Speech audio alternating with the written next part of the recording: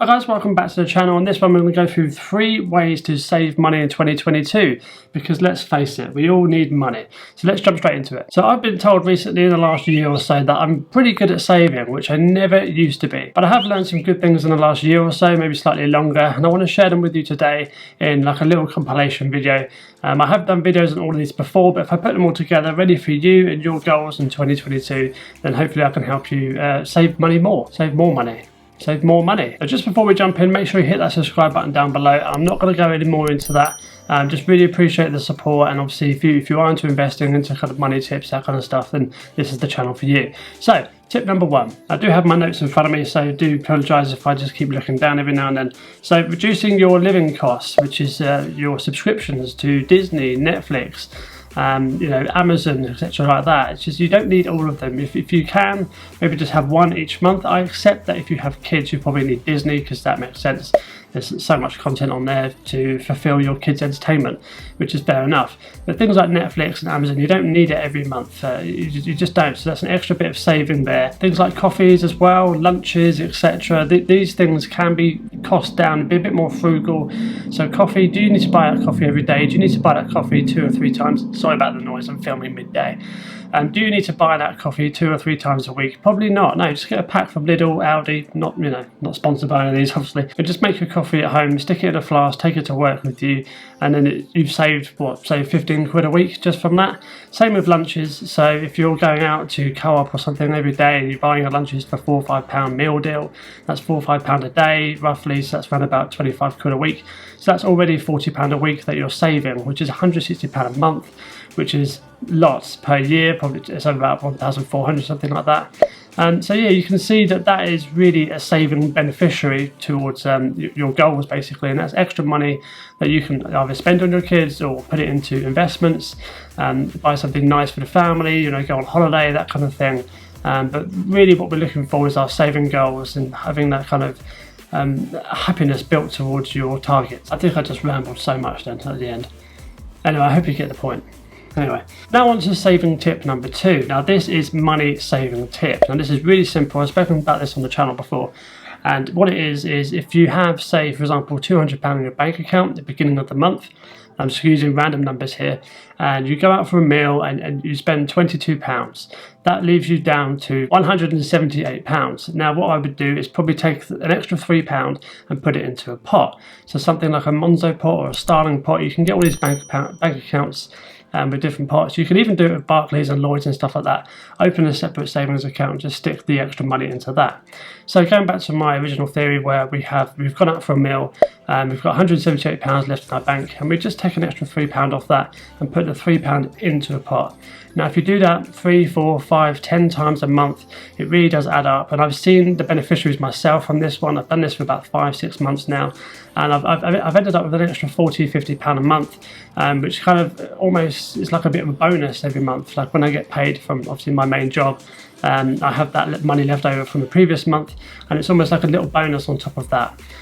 So yeah, it's a really good way to save money. I hope you kind of understand it. If you don't understand it, obviously hit me with a comment down below.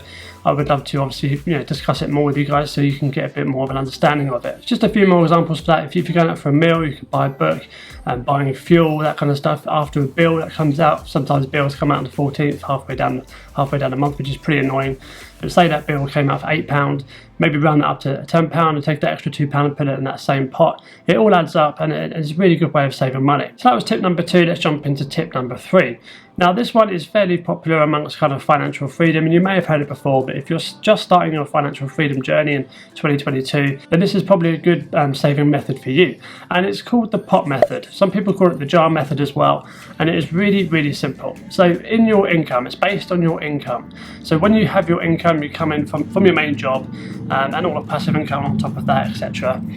You imagine 6 pots. I'll put some up on the screen here for you. So we've got 6 pots. Now you may be thinking, what are you doing with 6 pots? Do I need 6 physical pots? No, you don't. I mean, you can, but you don't have to do 6 physical pots. You can have 6 pots that I do personally for different bank accounts, and then pots within those bank accounts. But we'll jump into that in a second. So pot number 1 is really simple, and it's necessities, bills, rent, all that kind of stuff into pot number 1. And this is supposed to account for 55% of your total income. So for example, we'll just do £1,000 income. So that would be £550 on your rent, bills, food, all that kind of stuff is your necessities. That's the stuff you need to do. That's the stuff you need to pay pretty much first. And so that's the stuff you need to kind of set away first. So that's 55%, and that's necessities, bills, rent, etc. Now I must include, this does not include your subscriptions, your Netflix, your Amazon, your Disney. It does not include that, because that is more towards your entertainment, which will jump into pot number 2. And this is play, social, fun pot, which is pot number 2. Now this is where you go out for meals, you buy those Netflix subscriptions, anything like your coffees that you go out with friends and that kind of stuff. Anything that's fun, social. If you want to go for a massage, again, that's social. This accounts for 10% of your allocation, your income. So this would allocate to £100. Again, hopefully I'll do some graphics up here that'll make sense for you. So that's pot number 2, really simple, just social, play, fun pot. Now pot number 3 is my favourite pot, and that's my investment pot, financial pot. So you're looking at things like mutual funds, stocks, bonds, equities, dividend, that kind of stuff. So that also accounts for 10%. Now I must admit, just while I'm here halfway through these pots, that these percentages don't have to be exact. Obviously everyone lives differently, everyone has a different income, but these are just basic guidelines for the percentages in your pot. So for example, my necessity pot is slightly higher, I think it's about 58%.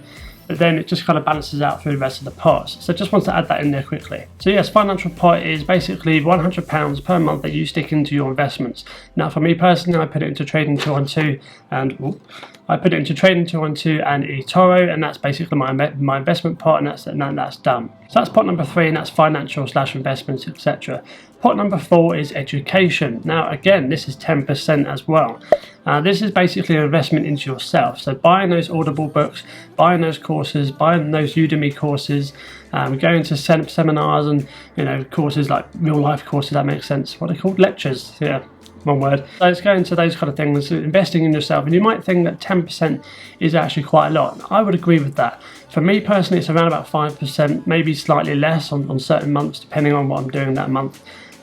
Christmas is quite a busy month, as you may know. But yes, for me personally, that's 5%, because obviously that's because I mentioned before, my necessities are slightly higher, so I'll take it off my education pot just to kind of balance that out. As an example, that might be something you might look to do too. So education is investing in yourself. So pot number 5 is actually your long-term pot, and it's fairly important, this one, because this is your kind of your rainy day fund, that kind of thing, your emergency fund. So if something happened to your car or your bike, you would then use this money to supplement obviously the damages as a cost that occurs with that, and also any other emergencies, so maybe hospital bills if you're based in America, things like that. Now this also accounts for 10% of your income. So again, that's another £100 into this pot, which is the long-term pot. Fairly self-explanatory, saving for a rainy day. It could just be general savings as well. You just want to have that cash stashed under your bed type way. Although I don't recommend that because of inflation, etc.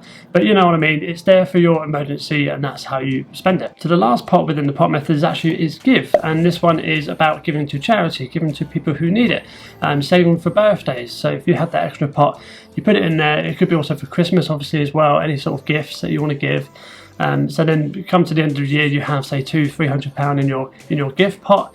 Now that is something that you can spend on Christmas presents, birthday presents throughout the year, and etc. And also giving to charity, because it's obviously important to give. It's important for your mental health to give to other people in need, because you can't hoard it all yourself. You have to kind of help other people as well, not only through knowledge but sometimes through monetary needs as well. Now obviously saving money tip number 3 there, which is the pot method, was actually quite long. Now there is a reason for that, which is there's 6 pots, and I hope you kind of understood that. If you did, hit the comment down below. I really do appreciate that. See if you already do it.